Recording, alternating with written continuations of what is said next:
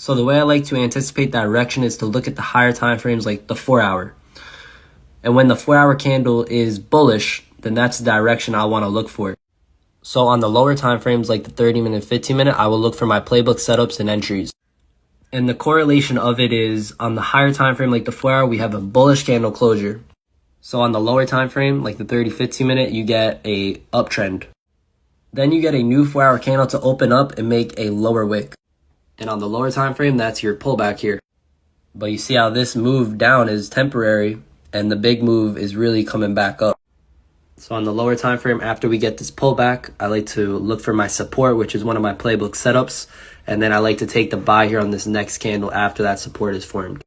And this move up off support is the higher time frame candles push up as well. And that's how I like to correlate the time frames.